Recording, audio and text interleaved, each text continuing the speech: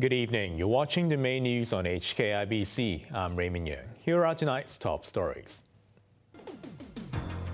The Court of Appeal says same-sex couples should have the same inheritance rights. State media confirms sacking of Li Shangfu as defense minister, weeks after he dropped from the public eye. And in the Gaza conflict, the Palestinian death toll climbs as 2 more Israeli hostages are freed. The Court of Appeal has upheld a lower court decision that same-sex couples should be treated equally on inheritance rights.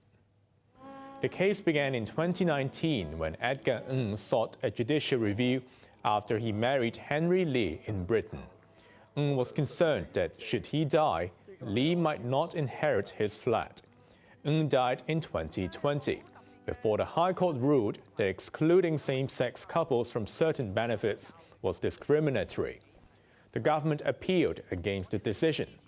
Today, a 3-judge appeal panel dismissed the government's move, saying it's discriminatory and inconsistent to exclude homosexual couples from inheritance laws. Last month, the Court of Final Appeal gave the government 2 years to come up with the framework to recognize homosexual partnerships, after granting a partial victory to activist Jimmy Sham. The message sending out by the courts is very clear. In essence, same-sex couples should be able to live a dignified life in Hong Kong. Instead of thinking whether they should appeal this judgment or the previous 2 housing cases judgments, I think it would be far more better for the government to spend the next 2 years to focus its energy on how to implement the Court of Final Appeal decision with respect to the Jimmy Sham case. Chief Executive John Lee says his policy address tomorrow will focus on boosting the economy and making people happy. And he defended the procedures for those wanting to become district councillors. Macy Mock reports. On the eve of his second policy address, the chief executive said his main points are to improve the economy, plan for development, benefit the public, and increase happiness. 希望用綠色咧去象徵香港由治及興。 John Lee said the green cover of his speech represents his wish for a prosperous city. He thanked the public for expressing their views in the 8,700 submissions received. During this morning's media session, Lee was asked about the difficulty opposition hopefuls face in securing nominations to run in the district council elections. Hopefuls need to have 9 nominations from members of 3 district-level committees. 最重要係要公平、公正、公開。 In response, Lee said the elections are fair and transparent. He said the committee members will not endorse those whom they believe will not be able to fulfill the responsibilities of district councillors or those who are unpatriotic. Lee noted that the Home and Youth Affairs Bureau has assisted over 300 potential candidates reach out to the 3 committees. He also said the city can help foster Sino-US cooperation. Hong Kong will continue to play the role of creating opportunities for cooperation and collaboration. We have been holding a lot of international conferences in Hong Kong in regard to different topics. We welcome US players to come, particularly those from the business sector. California Governor Gavin Newsom made the University of Hong Kong his first stop on his current visit to China. Maisie Mock, HKIBC. General Li Shangfu has been dismissed as defense minister and state councillor.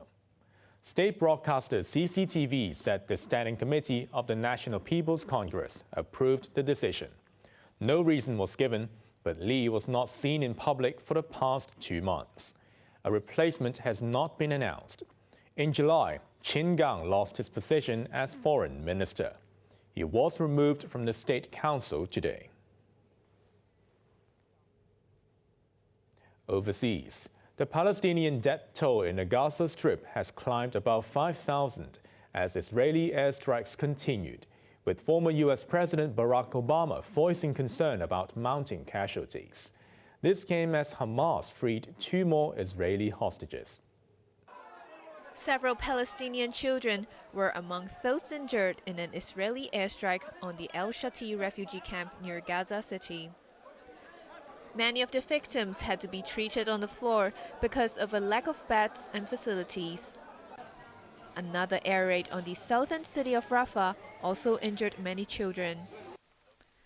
Israel says its strikes will continue as it prepares for a ground offensive to wipe out Hamas, which governs the besieged Gaza Strip. In a rare comment, former U.S. President Barack Obama warned Israel that ignoring the human cost could backfire. He noted that many children were among the more than 5,000 Palestinians already killed in Israel's retaliation for Hamas's surprise attack that claimed 1,400 Israeli lives earlier this month. 2 more of the 200 hostages seized by Hamas in the foray into Israel have been released. 2 elderly women, Yocheved Lifshitz and Yuritz Cooper, were handed over to the International Red Cross. Their husbands were not freed. As she was leaving, Lifshitz told one of her former captives, Shalom, meaning peace. From the Rafah border crossing, the 2 women were sent to a Tel Aviv hospital and reunited with their families. In Washington, President Joe Biden said all the hostages should be released before a ceasefire can be discussed. He also told Israel to maintain a flow of urgently needed aid to Gaza. Aid officials in Gaza are worried because they have only 3 days' worth of fuel left. We need fuel to come into Gaza, otherwise hospitals are going to close. We need hundreds of trucks coming into Gaza to ensure that we can get water to people, we can keep the food supply going, and we can keep the hospitals running. So far, only 54 trucks carrying supplies have entered Gaza. Relief agencies say the number is insignificant, as over 2 million Palestinians are suffering after Israel stopped their food and water. Relief groups have cut rations to each person so that more people can be fed, but are still facing massive shortages. Foreign Minister Wang Yi has told his Israeli counterpart that the right to self-defense does not trump the protection of civilians. In a phone call with Eli Cohen, Wang said Beijing condemns all actions which harm civilians. In a separate call with Riyad al-Maliki, the Palestinian Authority's foreign affairs chief, Wang expressed sympathy for the plight of residents in Gaza. China's top diplomat travels to Washington this week to meet U.S. Secretary of State Antony Blinken.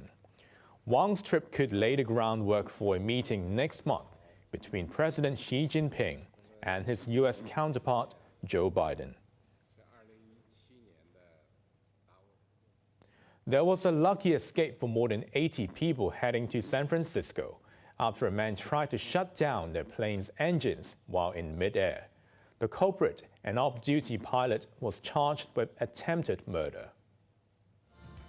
Half an hour after taking off from Everett in Washington state with 84 people on board, Alaska Airlines Flight 2059 was diverted after a bizarre incident inside the cockpit.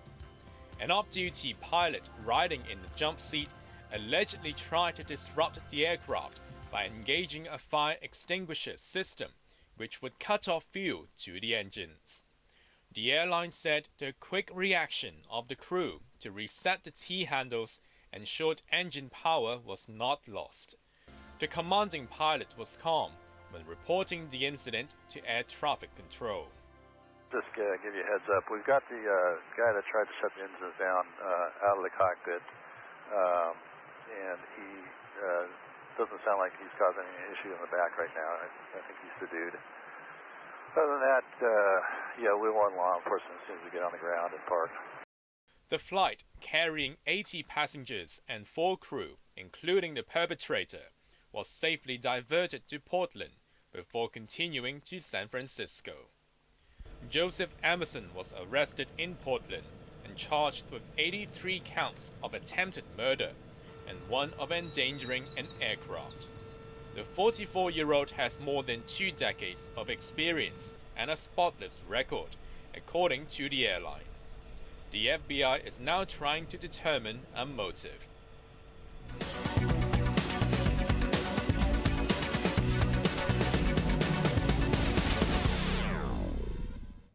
A sell-off on the mainland by foreign investors triggered capital outflows that hammered Hong Kong stocks as investors returned after the long weekend.